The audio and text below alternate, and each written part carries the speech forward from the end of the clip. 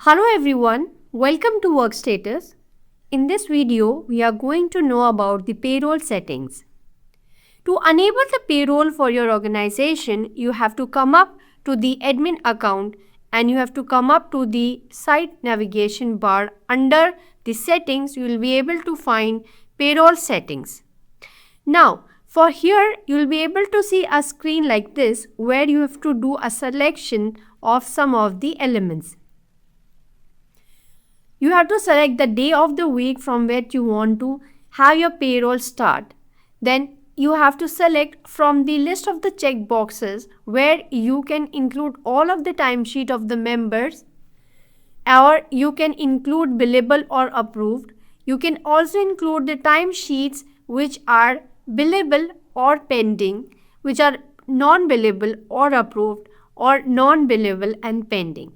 You can have the selections all together, or even you can select out by just clicking on this specific check boxes and you can deselect them.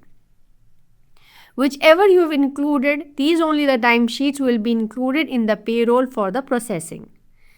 If you want the data to be auto drafted, you can just click on this option as yes. Further, you will be able to see that there are two methods of transfer of the payments of the payroll, which is manual or Stripe. If you want to do it manual, you have to select that you want to auto draft it as monthly or you want to draft as weekly. You can click on the save settings and you will get a pop-up that payroll settings have been updated. Now you can go back to the side menu and under the financials, the payroll option starts coming up. You can click on this and have the payroll started for your organization members. So this was about the payroll setting. Thank you.